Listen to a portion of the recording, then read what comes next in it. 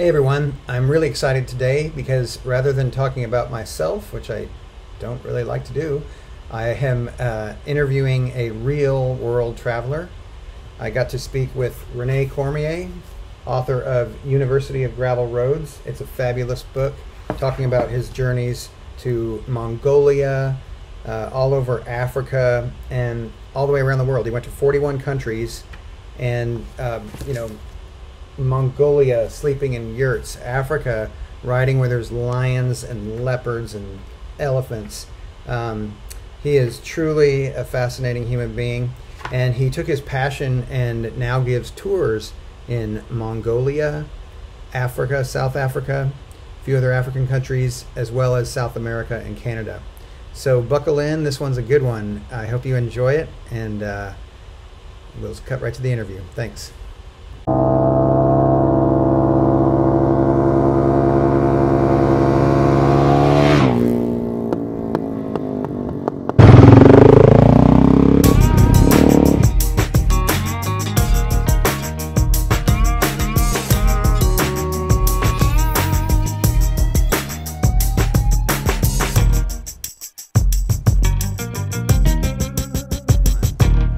Hey everybody, it's Matthew Sturdivant, and today I finally got sick of hearing myself talk, so I'm going to interview somebody that's infinitely more interesting, I think more brave, and his journey has just been fascinating to me.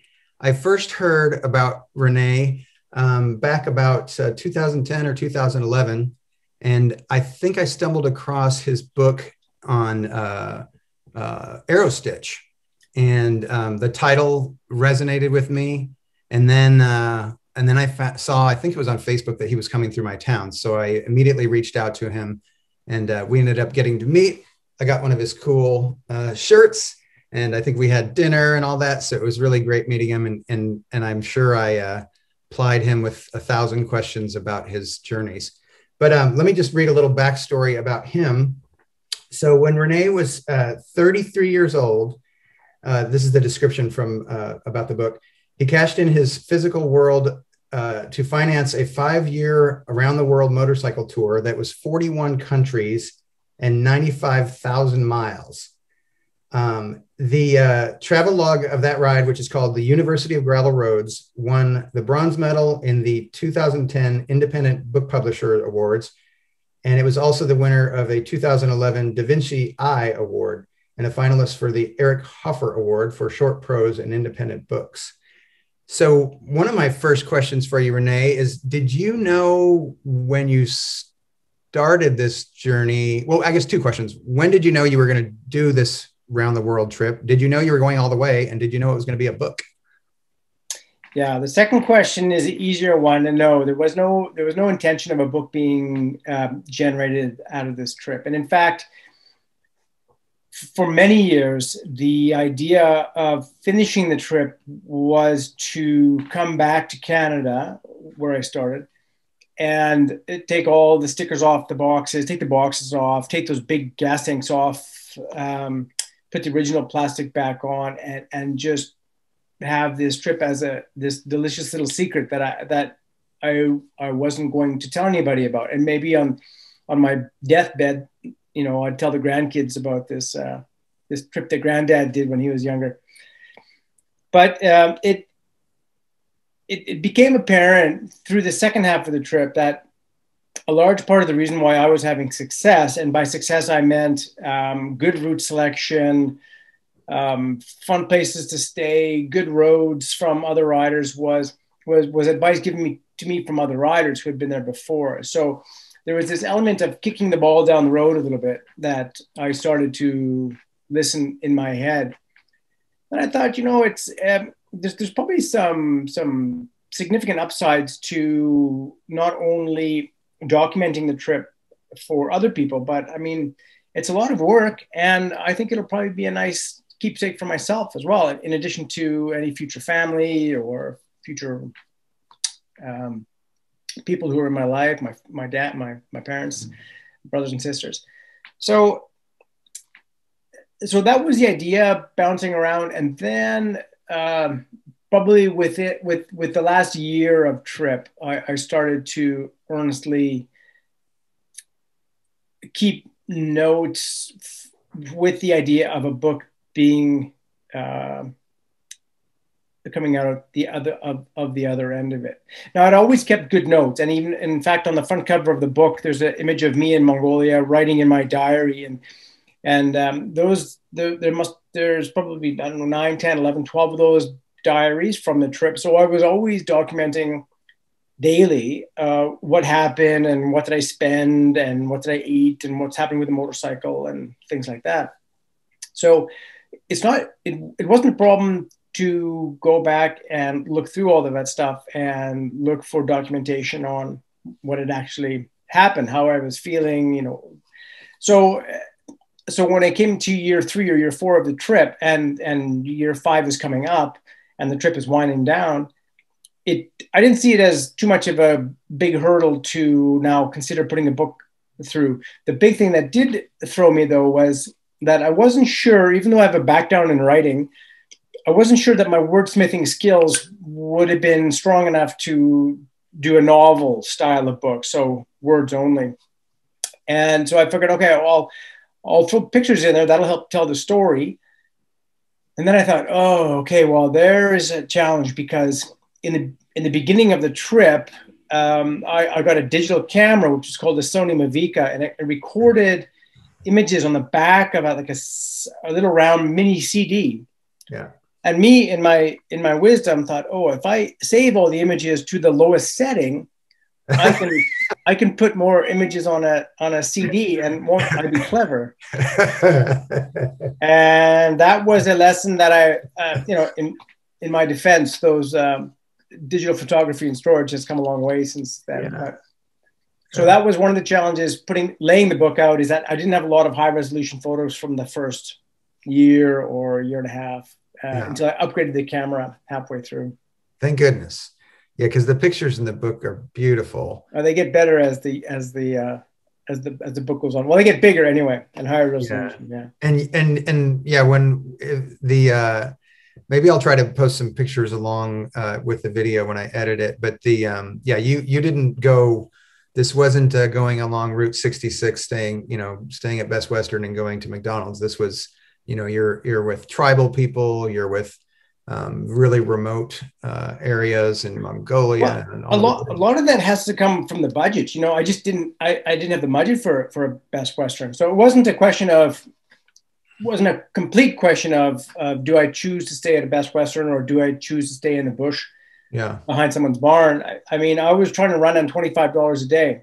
Yeah. And that includes fuel and camping and gas and beer and the rest of it. And so it was really a matter of necessity.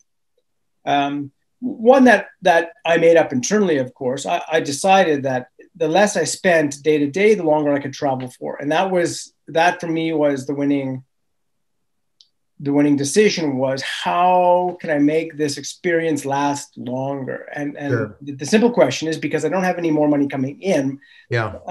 Some travelers have trust fund or investment accounts or a rental property or something that can contribute to a little bit of monthly income coming in. I didn't have that. I sold everything. It goes into the bank account and it just now goes down, down, down. So the slower I can, the lower I can make that rate of money disappearing, the longer I get to travel for. And then I think for a lot of people who do longer trips, there comes a point where it's like, wow, this is so fun. This is so educational, and I don't want it to end. So what can I do to make this experience last longer? And I think everyone goes through, can I sell pictures on the internet? Can I sell stories to magazines on the internet? Can I do local work here and there to make a little bit of money, and then I can keep traveling? Mm-hmm. I think it's pretty common. Yeah. And style of thinking. Before you did the trip, what line of work were you in? I was working in the bicycle industries for a company called RockShox. It was pretty well-known bicycle manufacturing, bicycle component manufacturing. Mm-hmm. And when I left, and this can actually come back and I can answer your first question about how it started. I was in the marketing group at RockShox, and we had just been purchased by SRAM, and we were in Colorado Springs. Well, first San Jose, California, and then Colorado Springs, Colorado. And we got bought by a Chicago-based firm. And my position was moving to Chicago, but I was a bit ambivalent about that. Not that I wouldn't have liked Chicago. I think I could live happily anywhere. But the marketing group in RockShox had a different level of power in the company, I suppose. RockShox, it was what we made at RockShox was very much marketing led. We would go to engineering and say, we think we need this and we're going to go in this direction. And in the new company, it wasn't that quite involved.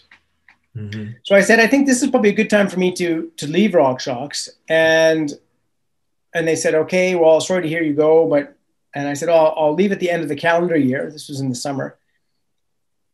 But I've got a month of vacation to use up. So they said, you're not going to get paid out for that, so you might as well use it. So I said, great. So I took a bike up to Alaska. And that was my first big multiple week trip from Colorado Springs to Alaska. And in Alaska, I met a guy who was on the same bike as I was at that time, which was a 1150 GS. And he was from Colombia, South America. And so we got talking about why I was on my trip and why he was on his trip. And he had taken a year off to go up to Alaska. It's always been a dream of his to go up to Alaska. So I met him up there, and then we just got to chatting, and I just said, I kind of just quit my job, or I've given notice anyway, 6 months notice. And I eventually have to leave because I was a Canadian working on a specific visa that's attached to that job. So I can't quit the job and stay in the US looking for work or hanging around. I had to go back to Canada. And he says, well, just come to South America for a year, do the same thing that he did, just in reverse, go down. Mm-hmm. Yeah. And he said, you only have to learn one language unless you go to Brazil. But even then you can kind of hack it with a bad Spanish. Mm-hmm. And he said, the wine is great and the food is great and the music is fun. And I said, all right, that's what I'm going to do. So I went back to Colorado Springs, and I told the girlfriend that I just met literally the week before I left for Alaska, that I've got this year-long trip to South America planned. Okay. And as that trip is going in my head, I'm thinking maybe this is the time that we all talk about in the garage and in the pub about going around the world, mostly as a lark, because who's got $1 million in 10 years with sitting around. Not that I had any idea how long it was going to take, nor how much money it was going to take. That stuff hadn't been researched at all. So I decided, you know what, I'm just going to start poking around to see if that's actually doable. And that's where I got my $25 a day budget from. There were people back then. There was always been people traveling around the world by motorcycle, but there wasn't a lot documenting that process before the early 2000s. And Chris and Aaron Rattay, who I think live in Colorado now, were early sort of pioneers on at least putting their information up on the internet for people like me to go in and read over and find out. And I found some other travelers who were doing 30, 35 US a day. And I thought, that's gratuitous. I'm sure I could do it for 25. Yeah. And so I just drew my line in the sand, and that was going to be the new amount. So that's how it started. That's great. It's one of the things that I've learned recently is, you don't know where that path's going to lead you. And one of my trips ended up with me moving across the country. And it's funny, you were talking about, I didn't know you were in the bike industry, and I've been working in the bike industry the last 5 years. And I got a divorce a few years back, and I went full midlife crisis and bought a titanium gravel bike and a carbon mountain bike. Nice. I was just like, no rules, I can do whatever. So that's funny. But yeah, so you were in South America, and then what made you go, hey, they could keep this thing going? Well, I hadn't left to go to South America, but I'd been doing all this works with maps and embassies and carnets and all of that stuff in the first 4 months of 2003, I guess it would have been, that and skiing. And And it was in that time that I sold everything that I had and put it all in the bank. And I came out with, I think it was $35,000 is what my kitty was, my travel kitty. Yeah. And if you do the math, the $25 a day runs out to $9,100 a year. Okay.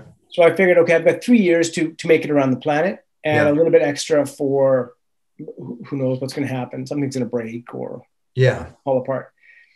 And then right at the very last minute, Amy, my girlfriend at the time, said she wanted to join. So but she didn't have a license. She didn't have a bike. She didn't have anything.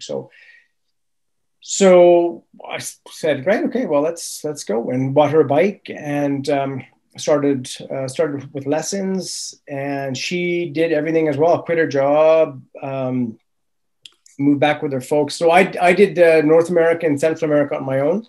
Yeah. And then flew the bike into Ecuador. And then she flew directly from the US down to Ecuador, and we started traveling in Ecuador together. Yeah. And I remember that part in the book. I'm sorry if I forget details. It was a while ago when I read it last. But yeah, it's such a good story. One of the things I think that is universal with people like yourself that have done a lot of international travel is they are warned over and over again how dangerous the world is. And when they're actually, if the person asking them, you say, have you ever been to that country? And they say, no, but it's dangerous. And then can you tell our audience the only place you got shot at on your round the world 41 country trip? Yeah, I think it's important to preface that answer by saying that, you know, this was a 100,000-mile trip. And like we mentioned earlier, we're not staying in the best restaurant. We're staying in forests and behind barns and on beaches. Yeah. And also, because my budget is limited, I'm limited to the countries that support that amount of traveling. So there's no Switzerland, there's no Liechtenstein. Germany would blow my budget in a day on a beer that I need to spend for a day's living expenses. So you're forced to go through places like Pakistan, Iran, all of the stands, South America, Mongolia. And so, you know, coming into the question of safety, it might be different if you were doing a European tour, for example, versus one that's going through Yemen and Djibouti and Ethiopia, those kind of places. So it's important to note that no threat of injury or violence to me in that 100,000 miles. Yeah. No one obviously ripped me off, or if they did, I still don't know about it. So they did a good job. And the only place that there was any sort of this little bit of this gunfire was in the quaint hamlet of Delta, Utah, USA, which was and that put a it was 22 caliber rifle, put a bullet hole in the gas tank that at this point I have no money to fix or to replace. It's a very expensive supplement fuel tank from TourTech. So we plastic welded it and put a big blob of JB Weld on, and it's still rolling to this day. So I went through Delta on my last trip, and we were staying at a hotel, and I asked the woman, did you hear about Crystal Peak near Delta? It's a spire that's white and it sparkles in the middle of a range of mountains that are all black. But I asked the woman that worked at the hotel, I said, you know, how far is it to Crystal Peak? And she's like, I've never been there. I was like, it's the only thing to do in 50 miles from here. And she's just never been there. But yeah, I was looking for I was in the middle of BLM land camping because I was looking for some abandoned hot springs. That's why I was out there. I just never did find them. Yeah. Even the sheriff that I talked to the next day, he says, you know, there's not much for kids to do around here, so they just go shooting rabbits and goats. And so there's a big poultry farm there, or a big egg farm. Yeah. So you don't even know for sure if you were being shot at. But yeah, I mean, I'll never know. So what I choose to believe is that some kids out there around midnight look over to the left. They see what they think is an abandoned bike, because I don't have a tent up. I'm just sleeping on the dirt. Yeah. And they see an abandoned bike, and one goes to the other, but you can't hit it. Oh, gotcha. Goes, yeah, I can. Okay. And then takes one shot, and then and then someone pops up from behind this abandoned motorcycle with a headlight on, trying to figure out why is there gas falling on my legs. Yeah, they probably ran. I think so. I'm there's probably a reasonable chance that they were as surprised as I was at the encounter. And as soon as I got up, that vehicle kept going down the gravel road. So. Okay.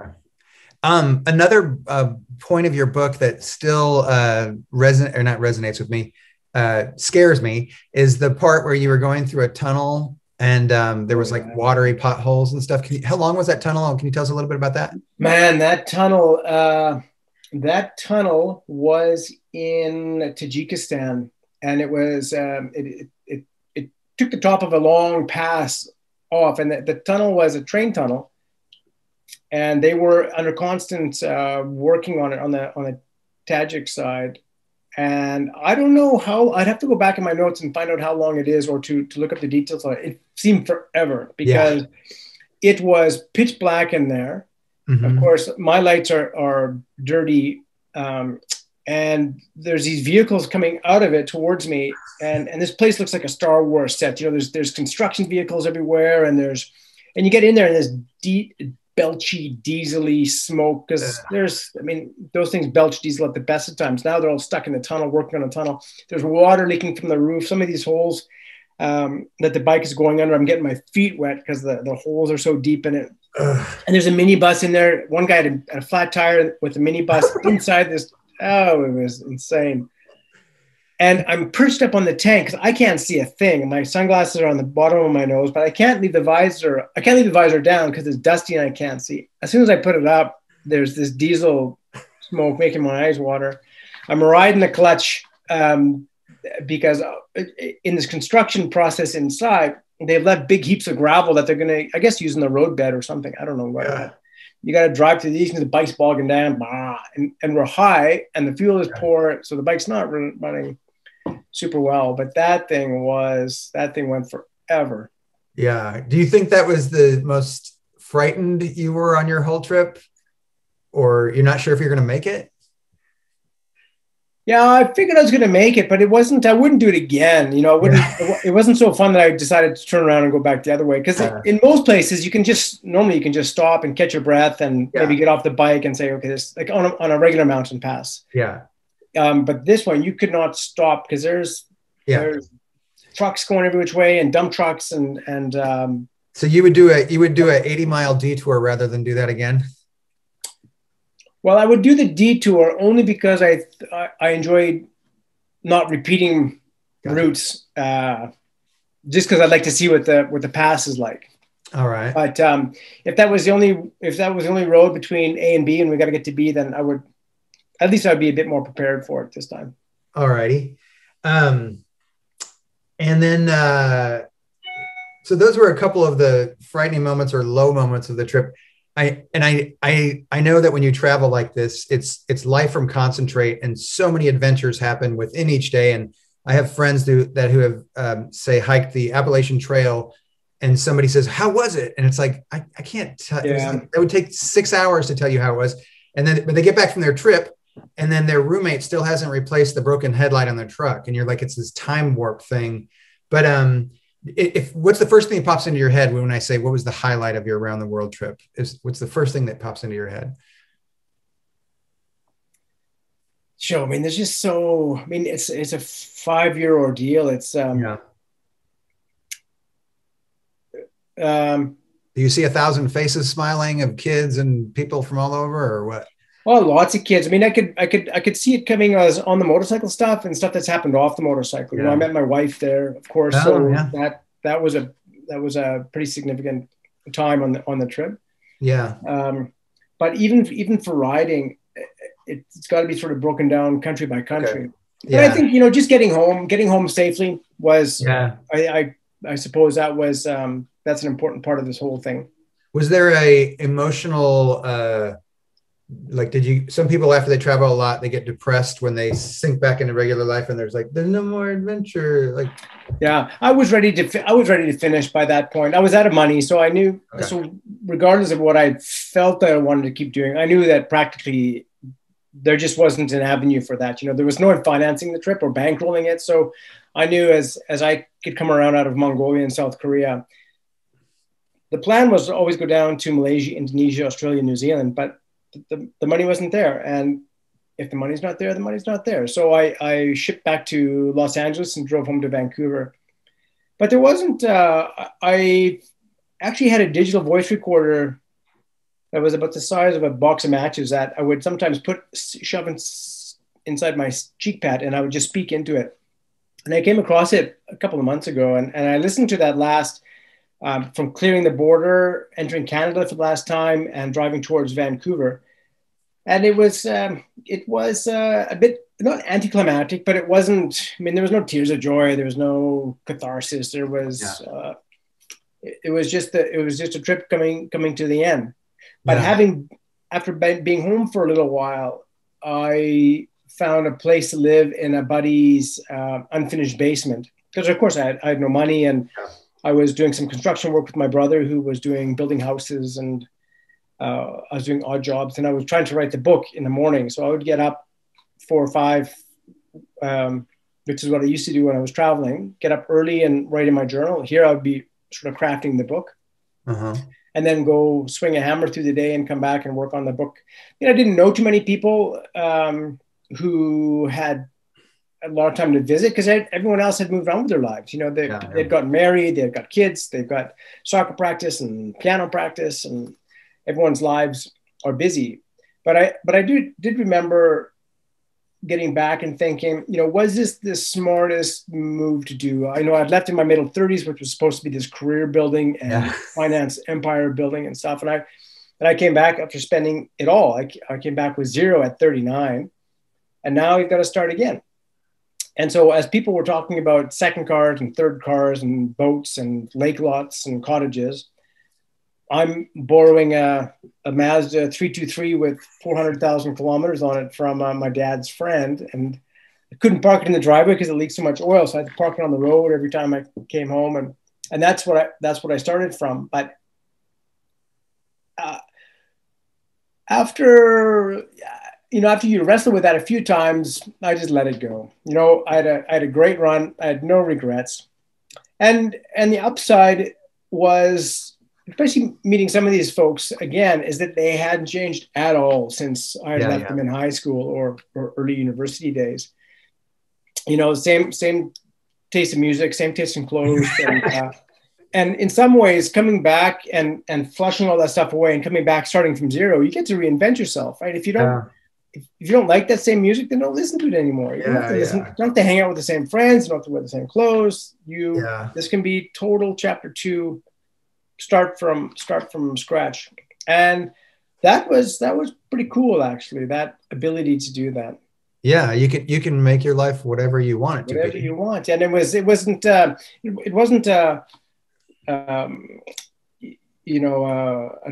article in the newspaper telling you to live your best life kind of stuff. This was real. Like, you had it literally starting from 0 from traveling again. So pick your trajectory and head down. I mean, there was things that were more important to me now than they were before, and so I placed my more priority on those, moving forward with them.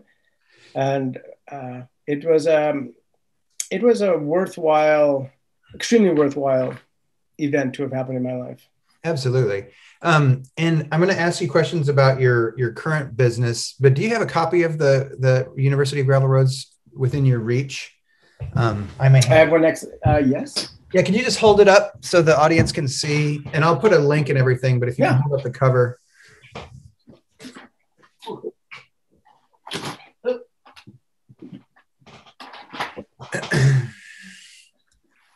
Okay. Sorry, I should have asked it more. This is get the glare off, but that's the cover. This is the third printing of it. The first printing didn't have this little, this is the award from the New York City event. So the second printing and the third printing have those little buttons on there. Yeah.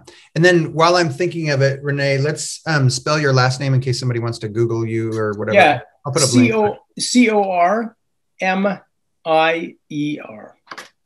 All right. Perfect. And like I said, I'll put links in for your business and your book attached to this YouTube video. And then, so when did the light bulb go off? Hey, I could make a living taking people on motorcycle tours. And how long did it take from that idea to when you had your first paying client?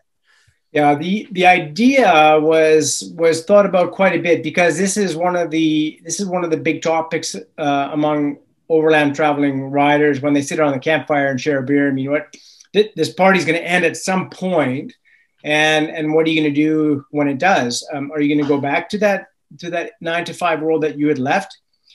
I don't know anybody who does. It's these big trips are pretty life changing in making you realize what's important to you and what's not. And so I knew I wasn't going to go back to, especially the bike industry as I knew it. And people talked about guiding and doing trips and stuff. And I'm thinking, do I want to babysit a bunch of midlife crisis guys on tour? And I didn't really actually give it much thought. But when I got back to Canada, now I've got to do something, right? Swinging a hammer is not going to get me too far. And I went back to Cape Town to visit Colette, the girl that I'd met halfway through the trip. And we were getting engaged at that point. And then we ran into friends who could supply backup vehicles in South Africa. So we said, well, let's just give it a go. I'm going to be at the trade shows anyway, flogging the book. Yeah. I can just as easily have a brochure and say, listen, give it a go. And I think if that's one thing that traveling in these weird places does, is you just have to give it a try. It's going to be messy and it's going to be jumpy and bumpy, but you just give it a go. And the other thing that I think has endeared, or a trait that is endearing to a lot of long travelers, is they're okay looking stupid, because we are forever dirty and stinky and standing in the wrong line and paying too much because we've never been there before, so we don't, none of us takes it personally after a while. And that's a good quality to have, because you just run in there with guns a-blazing and, okay, I'm here, I want to get there. I don't care if I look stupid doing it or getting the answer wrong 2 times or 3 times or 4 times. I'm eventually going to get there. And that's what the tours were about. So we started selling them in the winter of 2010, the winter of 2009, and then in the early parts of 2010 at the motorcycle shows. And we sold one out right away. Good. And we added a second one. So we ran 2 tours that summer, which is the summer of 2010. It's 11 years ago now. Yikes. Wow. And then we added another tour the next year, another one, and we just kept growing from there. So it helped that I was coming from living on $25 a day, because I mean, running 2 tours to support someone's life is not, it's not, the math doesn't work. But I didn't need a fancy car. I didn't need fancy clothes. I didn't need any of that stuff. Nor did I need it for the first couple of years as the company just slowly getting traction. It was also helpful that we came back at the same time when the long way around was still sort of long way around fever was still quite hot. People were still talking about that series, and Long Way Down had been released during my last couple of years on the road. So I fell into some pretty fertile soil when I came back. And for people listening, his company is called Renadian Adventures. And he does tours in South Africa, Mongolia, Canada, and what else am I leaving out? South America. We ride in South America as well, yeah. All right. And then are we riding with Rene or is it staff? Both. Okay. We have too many tours now for me to be on all of them. Yeah. But I'm trying to still get on the bike, but we've got crew in South Africa that are permanent there, drivers, guides, and office. Awesome. South America and Mongolia is done by John Welburn, who's our BC guide, married to an Argentinian girl, so fluent in Spanish. Okay. Who I met on that first around the world trip, actually, in Ushuaia. Oh, great. And then we've got other guides here. Pete Human, which is a South African guy out of Los Angeles. But it's a small crew, Yeah. and we will travel with the groups to be with them. So we don't farm out the guiding. Okay. Any part of the guiding. And then I see in I'm not a big gear geek guy, so I don't want to bore myself or anybody with a bunch of motorcycle talk. But in South Africa, you ride big 1200 GSs, but in Mongolia, are you on Chinese bikes, or what are you guys riding over there? It changes every year because there's a not an easy flow of bikes there. It's often secondhand, and those guys will come out to LA once a year, load up a container, and send it back. So we're not really sure what we get every year, but the bikes are small. So typically, the Honda 250 is a beautiful bike for that for that ride. We've had a Sherco, some Huskies, some KTM 640, some KTM 690. There are a couple old BMW 800s and older Africa Twins. But they're your bikes. Those particular bikes we rent from the Mongolia guy. Okay, gotcha. Okay. Yeah, that's not, for the 2 trips, we do 2, sometimes 3 trips a year in Mongolia, plus any private ones.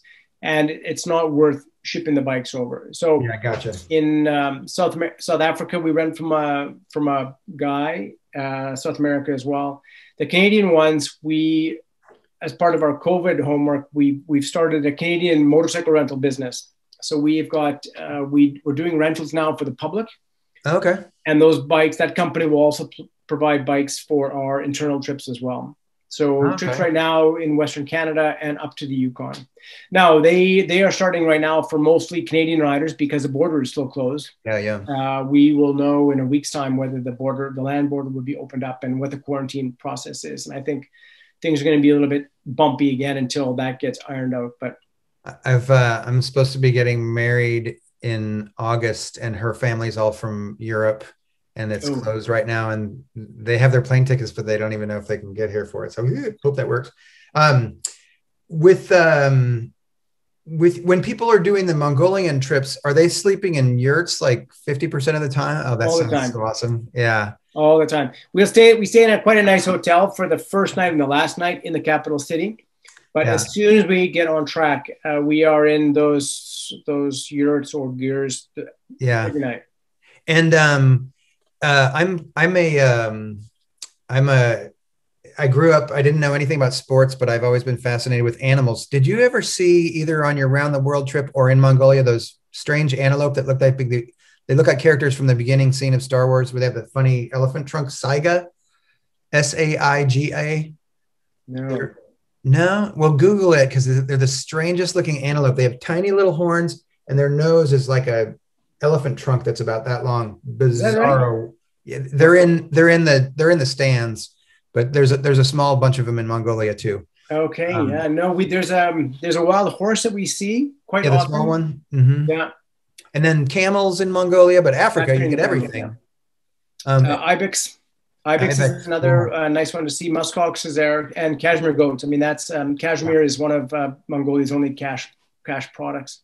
And then in Africa, have you guys had any close calls with a client almost hitting a zebra or elephant or anything? Warthogs are the troublemakers. The zebras will get out of the way, even if they're running beside the bikes, they'll get out of the way. Ostriches are a bit dorky. They'll run beside the bikes up to 60 kilometers an hour, and their head, it's cool actually, because their head stays perfectly still. But everything below it is a mess of feathers and wings and legs, but that head is perfectly still, and they can go quick, eh? Wow. Go quick. That sounds amazing. And let me see. I had a couple more questions for you. So the status right now, you guys were probably shut down like everybody was all last year. You're just waiting on different countries to see when things can get up and running again? We've postponed most of our trips until September of this year in Africa. Well, we'll run a trip here in Canada in August for mostly Canadians. So that will be a little bit easier logistically for people to get to the start of the trip, and home afterwards. But the thing that's tripping us up, because we crossed a lot of borders on most of our trips, is this negative PCR test done 72 hours or less before you enter the country. And some tours, we're crossing 5, 6, 7 times, and that is just not going to be easy. And what happens if someone gets a false positive or a real positive? Oh, Do you leave them there? Does the group go? What happens when the crew gets it? If a crew gets a false positive, or so it's tricky to operate in those conditions. I mean, it's world-class riding over there and world-class vacations, but we don't really want to risk anyone's trip just to start early. So we just keep pushing it back and back and back. And there's some people that have rescheduled the trip for 3 years now, and they might have to do it a fourth. That's just the state of the world at the moment. Yeah. Well, and safer is probably better just to let things. Yeah, we think so. I mean, it's the world's not going anywhere. So we'd rather just go when it's safe and everyone enjoy themselves fully. But once there's vaccine passport or documentation or app or piece of paper or sticker, or I don't know what it's going to be, but as soon as that thing arrives, for us and for the places that we travel, then things are going to accelerate. There's already a pent-up demand that we're seeing it in emails and in phone calls. Sure. And the struggle now is we have 3 years worth of riders who are trying to get on 1 year's worth of trips. Yeah. And even with that said, the traveling community infrastructure isn't what it was in 2019. There's a lot of people that have sold bikes in order to get through. Hotels have closed. People who used to work in the travel and tourism industry as a guide or a driver or a reporter, they've gone somewhere to earn money. So we're coming back with an abundance of people into a very limited amount of space, which is being catered to or facilitated by less than what we're used to. So it's going to be a bit bumpy, and we tell people, because these are the people that are coming on the first bunch of trips are the people who are supposed to come with us in 2020 or 2021. Okay. And we don't know how it's going to turn out. It's going to be a bit bumpy, but luckily our riders are, well, I think motorcycle riders in general are good at things not going right, because we ride motorcycles. It's, by many practical purposes, it's not the best way to travel. It's cold if it's cold, you're hot if it's hot, if it's raining, you get wet. But within that is also not being fast if things don't go according to plan, because no motorcycle trip ever goes according to plan. Exactly. So we see people at fuel stops, for example, coming out of a bus, and we'll go over and say hi to the guides, and they'll tell us about the one problem person on the bus who's it's 12:05, but the brochure says lunch is at 12, and where's my discount, and I'm getting hungry, and my blood sugar needs, and so we're just like, okay, well, good luck with that one. Yeah. So I just have a kind of two sort of wrap up questions, and they are, because you've traveled around the world and because your business now is international travels to really interesting places, does that scratch your wanderlust itch enough, or are there places that you have not, bucket list places that you've never been, that you really want to go on your motorbike? The moment that we have 2 boys now, 5 and 8. And at the moment, the interest for me is doing things with them. So if there are bucket list trips that I can bring with them once they get older, or once they get out of high school, we've talked about, renting a van and going to live in South America for a year once these guys are out of high school as a gap year project. Cool. Or over in Africa for a year. That would be a ton of fun. I haven't done West Africa at all. I haven't done a lot of European countries at all. I figured that would be an area that you could go back to when you're older. Like Europe works pretty well, Australia runs pretty well, New Zealand runs pretty well. I think you should do those big trips when you have the mobility in your lower back, and your knees aren't giving full of arthritis and such. So I'm glad I did what I did when I did it. Exactly. And now we'll aim to do stuff probably more around here with the family. The kids will be getting, the kids had a trials bike last year, and next year we'll get into more little dirt bikey kind of stuff. And cool. So for me, it's going to be a lot of local exploring, I suspect, for the next, until they're, into their late teens, I would imagine. All right. Well, I think that's probably, like I said, the reason I wanted to do this was, one, I think that you're The guy on the Dos Equis commercials, that's the most interesting man in the world. I don't think he has anything on you. You've lived an amazing, interesting life. And I just wanted to tell some more people about you because I think what you do is really fascinating. And, sharing what you've learned with people who then become your clients and friends. What a great way to do it, to make a living. So commend you Yeah, and it's a congratulations. fun. I must say, it's really turned out to be quite a journey, and we're just very fortunate that people are that this exploring by motorcycle has gotten as much good press as it has in the last dozen years, where because there's a lot of things that compete for disposable income, boating and skiing and golfing and the rest of it, and we're just lucky that people are enjoying to being open to the idea of exploring by motorcycle. Yeah. So as long as those people are there, we're gonna still be running trips. Yeah. All right. Well, I'm worried that my thing's going to cut us off and run out of memory or something. But I really appreciate you spending time with us today and letting us know a little bit more about you.